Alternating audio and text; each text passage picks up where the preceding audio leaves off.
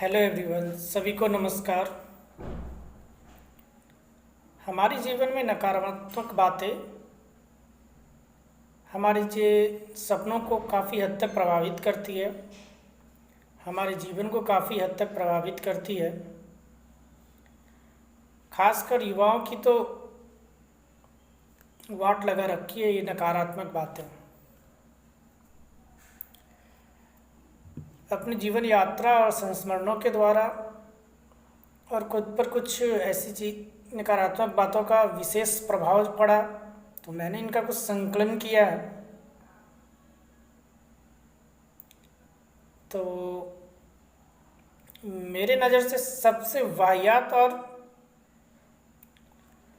बुरी बातें जो नकारात्मक बातें, वो ये है कि जो भाग्य में लिखा होता है वही होता है। इससे वाहियात बात कोई हो भी नहीं सकता, क्योंकि गीता में कहीं नहीं लिखा कि भगवान भाग्य लिखते हैं। इवन कि वहाँ ये लिखा है कि आप अपने भाग्य के विधाता स्वयं हैं। आपके हाथों में ही आपका निर्माण और प्रलय आपके हाथों में है। तो मेरे नज़रिए से देखें तो दुनिया का सबसे घटिया वाक्य, सबसे घटिया नकारात्मक बातें जो युवाओं की पूरी जिंदगी को बर्बाद करने में अपनी अहम भूमिका निभाता है, वो है जो भाग्य में लिखा है वही होता है। अपने कुकर्मों को नहीं देखते, अपने गलत नियति को नहीं देखते, भगवान के कार्य में बाधक बनने की कोशिश करते हैं। और फिर जब हमारे साथ कुछ बुरा होता है तो हम खुद ही सिखाते एक दूसरे को कि जो भाग्य में लिखा होता है वही होता है। बहुत ही वाहियात नकारात्मक बातें हैं ये। कई सारे युवाओं के सपनों को ये बात छीन लेता है। हम समझ भी नहीं पाते कि किस प्रकार से हमारे अंदर ये इतनी नकारात्मक ऊर्जा का सृजन कर देता है कि हम कुछ कर दिखाने के काबिल बचते भी नहीं हैं। हमें इस नकारात्मक बातों से बचना चाहिए अगर हमको अपने सपने पूरा करना, अगर यह मानव जीवन को सफल बनाना है। तो सबसे वाहियात बात, सबसे वाहियात शब्द है कि जो भाग्य में लिखा होता है वही होता है। कई लोग आपको कई बार बहुत सारे ऐसी बातें कहेंगे जैसे कि तुम मूर्ख हो। और आपको किसी के कहने से इस बात का गुस्सा आ जाए तो आप सच में मूर्ख हो, मंदबुद्धि हो। अगर आपको गुस्सा आ जाए किसी के ऐसा कहने से तो आप सच में मंदबुद्धि हो। तुम लंगूर हो, अगर आपको इस बात के कहने से गुस्सा आ जाए तो आप सच में लंगूर हो, तभी आपको गुस्सा आ रहा है। अगर कोई कहे कि तुम बेवकूफ़ गधा हो और आपको गुस्सा आ जाए तो तुम सच में बेवकूफ़ गधा हो। अगली नकारात्मक बातें हैं तुम नालायक हो। अक्सर बड़े बुजुर्ग या कुछ ऐसे लोग जिन पर आप हद से ज़्यादा उम्मीद करते हैं कि वो आपके साथ हमेशा अच्छा व्यवहार करेंगे, लेकिन अचानक से आपकी किसी छोटी मोटी गलतियों की वजह से या किसी भी गलती की वजह से जिस आपके ऊपर नालायक का थप्पा लगा दिया जाता है, क्योंकि आप उनकी बात से सहमत नहीं होते, सिर्फ इसलिए। ये मेरे मुन्ना मौसा ने मुझे लगाया है, तो ये मेरे जीवन का संस्मरण है। काफ़ी प्रभावित रहा मैं इससे। मुझे कुछ समझ में नहीं आया कि मैं नालायक का अर्थ होता है कि किसी काम के लायक आप नहीं हैं। और आजकल शायद हवा चल रहा है कि अगर आपके काम से पैसा न मिल रहा हो तो आप नालायक हो। चाहे आप चोरी ही करके पैसा कमाओ तो लायक हो, डकैती करो लायक हो, चलेगा। लेकिन फिलहाल आप जो कर रहे हो उससे पैसा नहीं कमा रहे तो आप नालायक हो।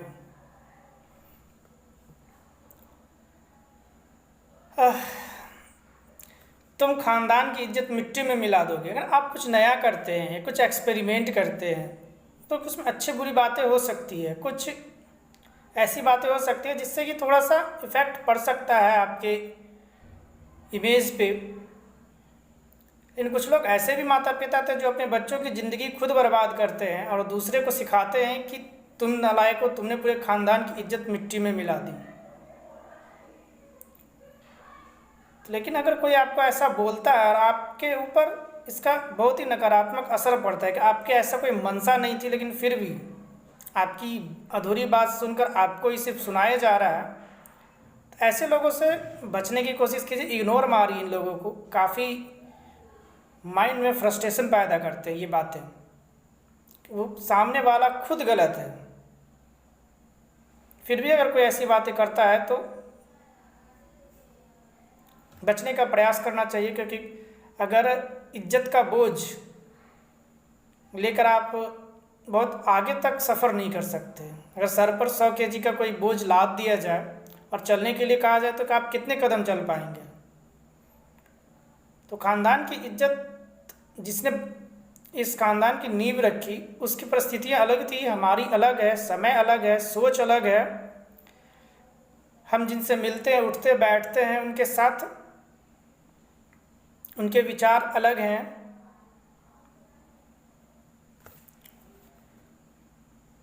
चार लोग क्या कहेंगे, अगली नकारात्मक बातें जिसे मैं हमेशा सुनता आता हूँ। माँ बाप हो गए, रिश्तेदार हो गए, आप कुछ ऐसा कर रहे हो जो नहीं करना चाहिए, चार लोग क्या कहेंगे। जैसे कुछ बच्चे डांस करना चाहते हैं, नाचना चाहते हैं घुंघरू पहन के, लड़के में, तो किसी ने कभी नाचा नहीं, हो सकता है कई पीढ़ी तक आपका नहीं, लेकिन किसी को अगर उसमें इंटरेस्ट है तो क्यों नहीं वो कर सकता।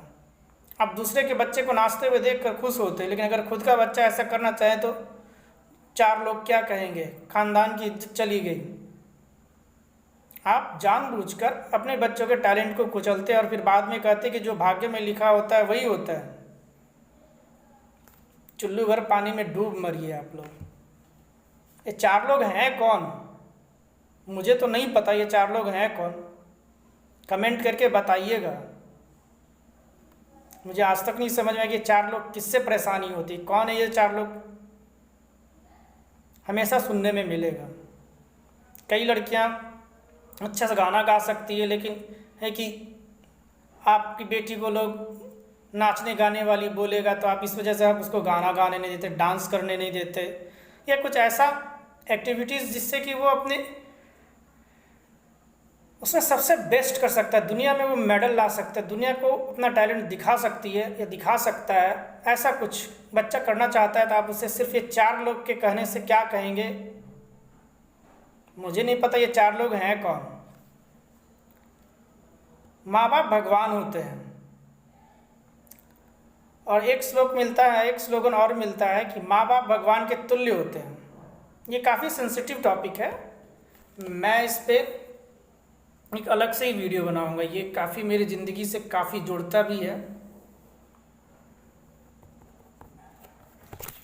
तो ये टॉपिक ही एक अलग वीडियो ही बनाना पड़ेगा इसका। नाजायज़ औलाद, सबसे पहली बार इसमें सोचने के लिए मैं मजबूर हुआ कि मिथुन चक्रवर्ती ने एक लड़की को गोद लिया था। किसी ने ऐसे ही कुछ बच्चे को जन्म दे करके। तो इस देश में सबसे पहला नियम यही बनना चाहिए कि अगर कोई ऐसा करता है, कोई भी लड़का, तो उसे सिर्फ और सिर्फ मृत्यु दंड मिलना चाहिए। बहुत ही वाहियात और लॉजिक है कि अगर कोई लड़की बिना शादी के माँ बन जाती है तो उसके बच्चे को नाजायज़ करार दे दिया जाता है। लड़कियां नहीं जाती आपके पास, छुछवाते लड़के ही हैं। चुम्मा चाटी करने के लिए लड़के ही बेचैन रहते हैं। उसके बाद आपके होने वाले आपका ही खून है, फिर भी आप उसे नाजायज़ कह देते हो। और इसमें सबसे ज़्यादा माँ बाप का बड़ी भूमिका होती है। कई बच्चे जब समाचारों में पढ़ते हैं कि यूं ही अभी हाल ही में एक बेटी को बक्से में गंगा में फेंक दिया गया था, वजह जो भी हो, नामांकन के बाद काफ़ी अफसोस लगा।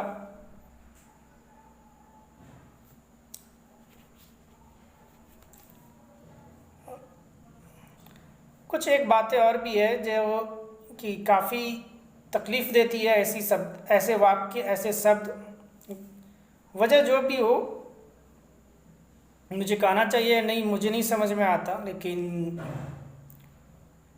चूँकि ये मैं कई लोगों के ऊपर सुन चुका हूँ, और ये खुद मेरे साथ ये हादसा हुआ है।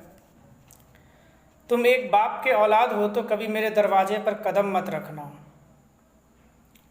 ऐसी बातें से किसी भी इंसान के अंदर सकारात्मक विचार तो कभी पैदा हो ही नहीं सकता।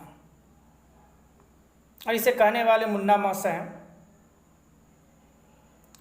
जो भी ठीक है, पर इतनी बड़ी बात कहने से पहले एक बार उनको सोचना चाहिए था।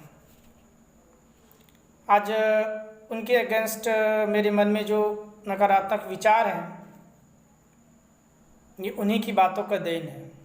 ठीक है, मेरे विचार आपसे नहीं मिलते तो नहीं मिलते, मैं आपके विचार मानने के लिए बाध्य थोड़े ना हूँ।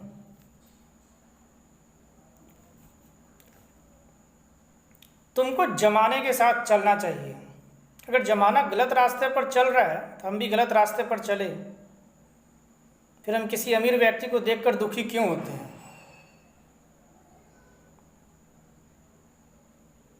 ये बात मेरे समझ में आज तक नहीं आई कि क्यों हम जमाना के साथ चले। मेरे काम से अगर जमाने को कोई नुकसान नहीं है तो फिर वो काम सही है। बेवजह हमें जमाना के साथ चलने के लिए मजबूर किया जाता है, और फिर किसी अमीर व्यक्ति को देख के भी सिखाया भी जाता है कि देखो वो कितना अमीर है, उसका किस्मत बहुत अच्छा था इसीलिए वो अमीर है। लेकिन कभी उसके बैकग्राउंड में जाकर देखे तो समझ में आएगा उसने स्ट्रगल कैसा किया है।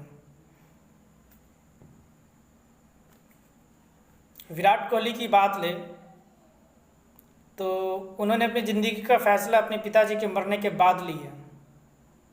एक तरफ उनके पिताजी नहीं रहे इस दुनिया में, और जब उन्होंने फैसला लिया तो आज वो विराट कोहली है।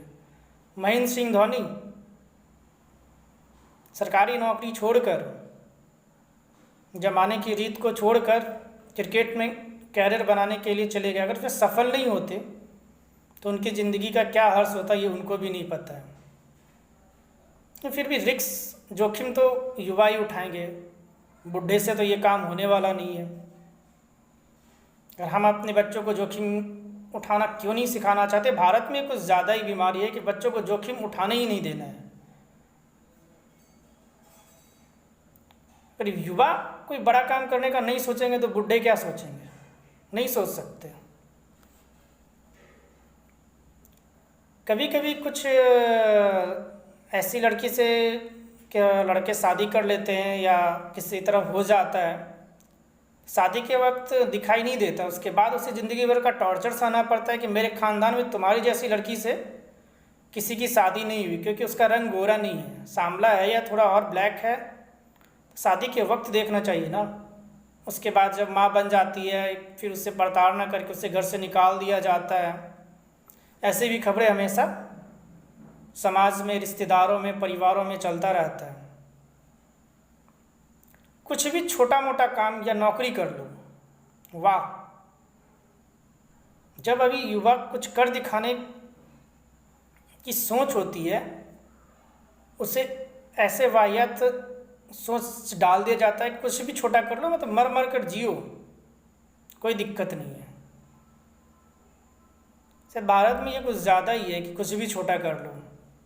विवेकानंद भी इस पर कह चुके हैं कि भारत में ये बीमारी फैली हुई है कि बच्चों को कुछ भी कर छोटा मोटा करने के लिए मजबूर कर दिया जाता है, या किसी तरह ज़िंदगी जी लो, काट लो, मर मर के जी लो। इसके अलावा ज़िंदगी है ही नहीं। कुछ बड़ा कर दिखाने के लिए प्रेरणा दिया ही नहीं जाता। अगर कोई कुछ बड़ा करना चाहता तो पीठ पीछे यही प्लानिंग होती कि इससे तो ना हो पाएगा। नाना प्रकार की मुसीबतें उसके पास विचार ऐसे रखे जाते हैं कि वो सोच भी पड़ जाए कि कुछ करना ही नहीं है, बस जो कह रहे हैं वही सही है। रिस्क तो युवा ही लेंगे, जिन्हें बड़ा करना है उन्हें रिस्क लेना होगा। अगली बात है अच्छे व्यक्ति की प्रशंसा से कतराना। हर व्यक्ति में कुछ कमियां होती है, कुछ खामियां। तो कोई भी व्यक्ति 100% नहीं होता, पर कुछ में अच्छाइयाँ बहुत ज़्यादा होती है, कुछ में बुराइयाँ बहुत ज़्यादा होती है। कुछ लोग आपका बुरा कभी नहीं चाहते, लेकिन आप उससे पता नहीं क्यों घृणा करते हो। वो आपसे अच्छा है, टैलेंटेड है, सफल है, तो आप इसलिए घृणा। आप उससे सीख करके आप अपनी ज़िंदगी को भी बहुत आगे तक ले जा सकते हो, लेकिन आप उसकी प्रशंसा करने के बजाय आप उसके अगेंस्ट काम करते हो, उसके नकारात्मक बातें करते हो, उसके पता नहीं क्यों अच्छे व्यक्ति की प्रशंसा करने से लोग कतराते हैं। आपकी नज़र में अगर वो अच्छा है तो अच्छा है, दुनिया जाए भाड़ में। कोई अगर उसके बारे में बुरा बोल रहा है तो आपको जांच पड़ताल करनी चाहिए कि वो सच में बुरा है या नहीं है, या उससे उसकी कुछ आपसी मतभेद है।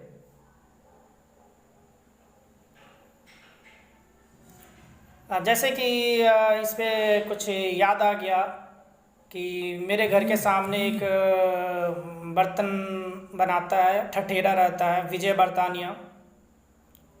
उसे पता नहीं क्या क्या समस्या है मेरे से, मेरे परिवार से। हमेशा मेरे परिवार के बारे में किसी को नकारात्मक बातें करता ही रहता है, तो बेवजह, जबकि उसका 1 रुपया हमने कभी लिया दिया कुछ नहीं है। अपनी आलोचना सहन न कर पाना एवं सही आलोचना पर भी लोगों से झगड़ जाना, कमाल है।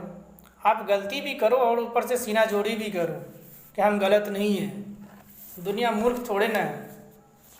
कुछ मूर्ख लोग ऐसा करते हैं कि अपनी ही बेटी की ज़िंदगी बर्बाद कर देते हैं पैसे के लालच में आकर के, और दुनिया को बोलते हैं कि हम जो किए वही सही है। दुनिया को सब दिखता है, पीठ पीछे सब लोग आपके बारे में गलत ही बोलते हैं। बस डरते हैं आपके मुंह पे बोलने के, क्योंकि है ना, कीचड़ से लोग इसलिए नहीं बचते कि कीचड़ उसका कुछ बिगाड़ सकता है, इसलिए बचते हैं कि कपड़े गंदे ना हो जाए। और कीचड़ को घमंड हो जाता है कि लोग उससे डरते हैं। भ्रम में लोग रहते हैं कुछ ऐसे लोग। अपनी आलोचना सहना ही, चाहे वो कितने भी गलत क्यों ना हो, दूसरे को गलत साबित करने में टूटे पड़े रहेंगे। ऐसी बातें हमेशा मन में काफ़ी उद्वेग पैदा करती है, विचलन पैदा करती है। अच्छे परिणामों को हम हमेशा खुद पे श्रेय देते हैं, और अगर हमारे जीवन में कुछ दुख, कष्ट या गलत निर्णय, असफलता आ गई तो हमेशा भगवान को दोषी ठहराते हैं। जिंदगी का हिस्सा है, किसी ऐसा एक भी इंसान नहीं जो इस दुनिया में सुख, दुख, कष्ट, असफलता से नहीं गुजरा हो। हर सफल इंसान के पीछे कई सारी असफलताएं जुड़ी होती है, कई सारे दुख जुड़े होते हैं। मैं भी अभी तक असफल इंसान हूँ, क्यों फ़र्क नहीं पड़ता, क्योंकि मुझे पता है कि मैं असफल मुझे क्यों किया जा रहा है, मेरी मेहनत के अनुसार मैं असफल क्यों हूँ। मुझे सिर्फ मेहनत ही करते जाना है, जब सफलता मिलनी होगी तो मिलेगी।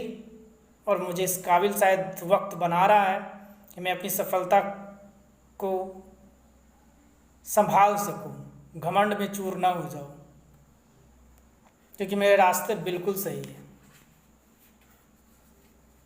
गीता 18वां अध्याय 25वां श्लोक चलता रहता है मेरे जीवन में।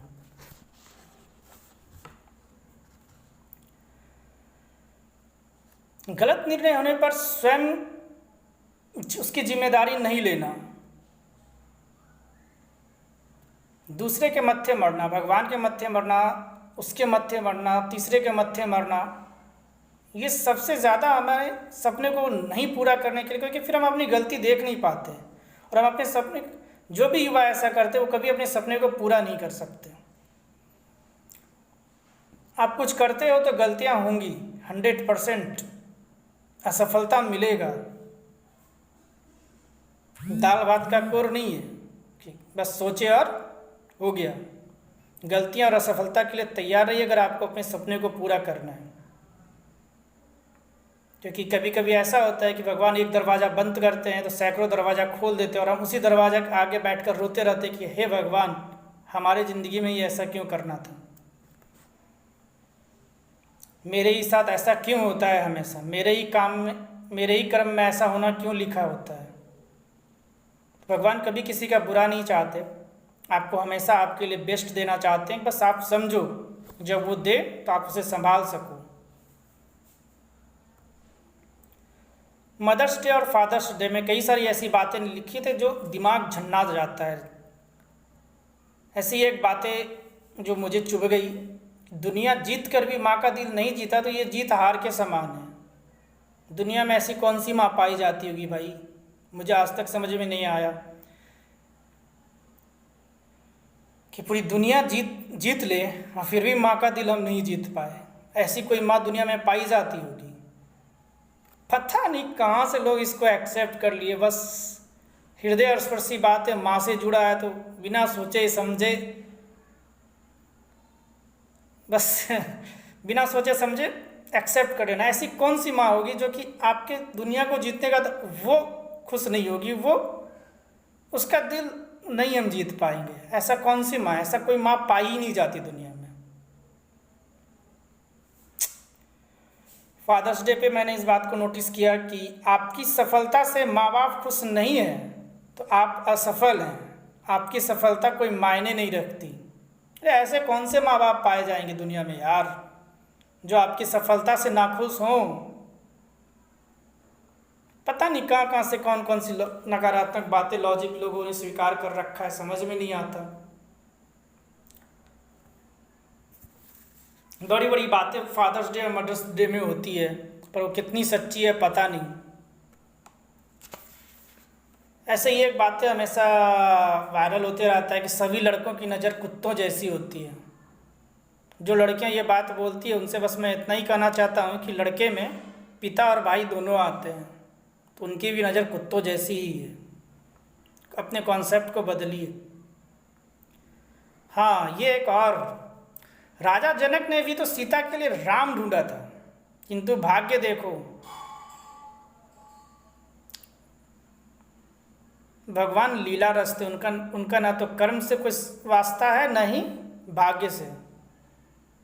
वो जो दिखाए, जितनी एक जो कष्ट दिखाए एक लड़की के जीवन का और एक लड़के के जीवन का संघर्ष जो दिखाए, इससे अधिक संघर्ष कोई देख नहीं सकता।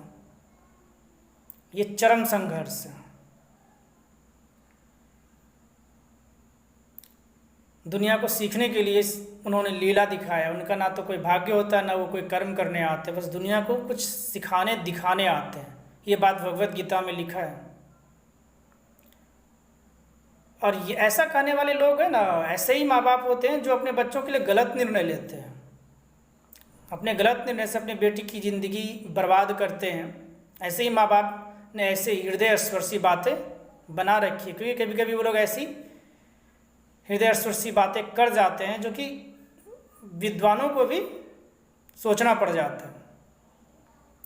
अब कुछ शादीशुदा लोगों को भी मैंने नोटिस किया ज़िंदगी में कि उन सास का सबसे बड़ा रोग, तेरी माँ ने तुझे कुछ नहीं सिखाया। अगर कोई लड़की आपके घर आती है शादी करके तो इस सब में कभी सास और बहू में कभी अपनापन नहीं पनपता। अरे कुछ नहीं जानती है तो आप ये भी तो कह सकते हैं कि ठीक है, आप नहीं जानते हो तो आप इसको सीख लो, क्योंकि आपको अपने बच्चों को सिखाना पड़ सकता है। पति का दिन भर घर में तो बैठी रहती हो, अरे भाई 1 महीना छुट्टी लेके पूरे घर का काम काज संभाल लो, फिर समझ में आ जाएगा जब बच्चे हो जाए कितना कष्ट होता है उन्हें। बहन का कैसी भाभी ले आए भैया, 4 दिन तो घर में गुजारना नहीं है, आपको भी किसी की भाभी बनना है, फिर भी भैया से ही शिकायत करने कैसी भाभी ले आए। पत्नी का, मेरी किस्मत फूटी थी जो तुमसे शादी हो गई थी। ऐसे भी खूबसूरत लड़कियों के पास भेजा होता ही नहीं है, घास चढ़ने चला जाता है। पैसे के लालच में बुढ़े से भी शादी कर लेती हैं। सबसे शॉकिंग न्यूज़ मेरे जीवन का यही है कि 73 साल के इंसान से 14 साल की लड़की की शादी। खूबसूरत तो है लेकिन वो इंसान पका आम की तरह कब टपकेगा पता नहीं है। ऊपर से 2 बच्चे की माँ भी बनी हुई है। जब कहानी ऐसी पढ़ने को मिलती है तो कुछ सोचना पड़ जाता है कि आखिर माँ बाप क्या सोच के शादी कर देते हैं। पैसा इंसानों की खोज है, भगवान ने दुनिया बनाई है पैसा नहीं, पैसा इंसानों की खोज है। आप इसे बाजार से कमा सकते हो, आपको ये पता होना चाहिए कमाना कैसे है। आजकल लड़की की माँ का नया रोग चला है कि मेरी बेटी को कोई कष्ट ना हो, तो भैया आप अपनी बेटी की शादी ही मत करो ना, उसके सोना का झूला बनाओ, उसे घर पे झुलाओ, या फिर दामाद की जगह घर जमाई ढूंढो, या फिर किसी अनाथ आश्रम से किसी लड़के का चयन करो, घर पर रखो उसे। जब आप किसी परिवार में भेज रहे हो तो सास होगी, ननद होगी, देवर होगा, सब होगा, सबके साथ सामंजस्य उसको बिठाना होगा। अगर नहीं आप अपनी बेटी को सिखा सकते सामंजस्य बिठाना, तो फिर आप उसे शादी करके ससुराल भेजो ही मत, घर जमाई ढूंढो ना। सिर्फ संघर्ष होता रहता है, परिवार में बेचैनी।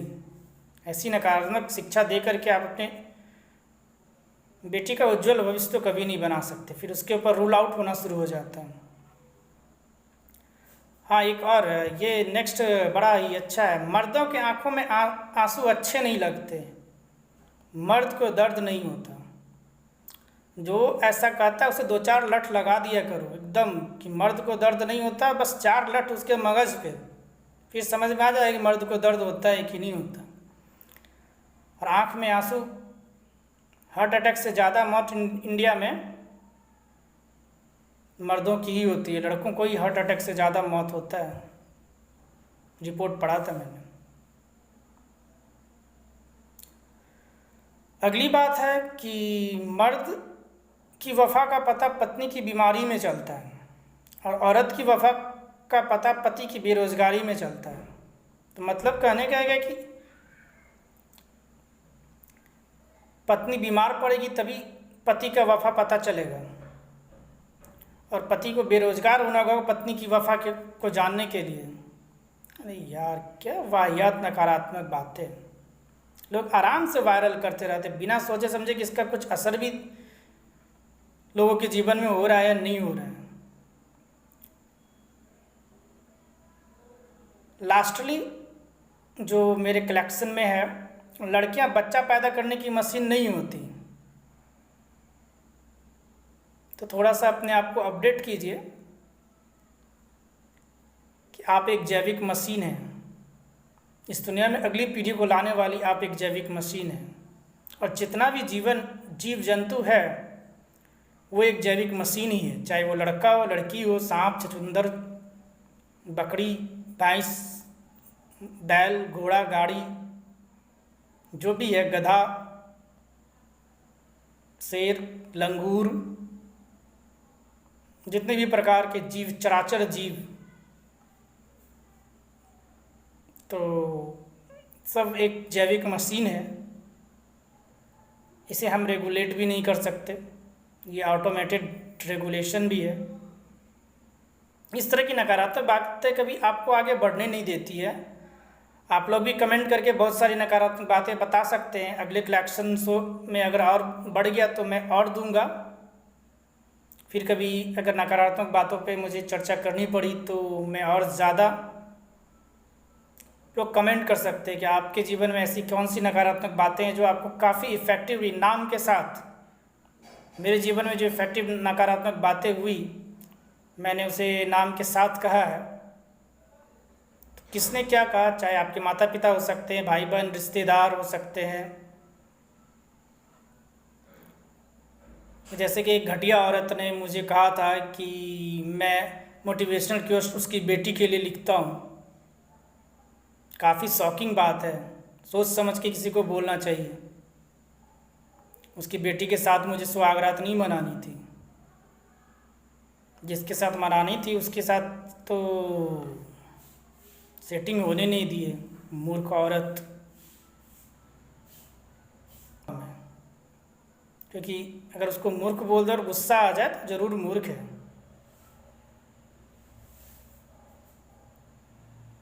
ऐसे भी मूर्ख और समझदार में पता है एक समानता बहुत है। मूर्ख और समझदार में एक समानता बहुत है, एक समानता पाई जाती है। मूर्ख और समझदार में एक समानता पाई जाती है, वो ये है कि ये दोनों किसी की नहीं सुनते।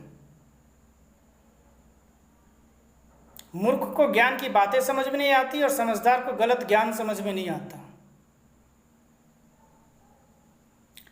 वो मूर्ख अपने ज्ञान के गुरूर में अपनी हानि पहुंचाते रहते हैं, और समझदार सही ज्ञान की तलाश में अपने जीवन को बदल डालता है।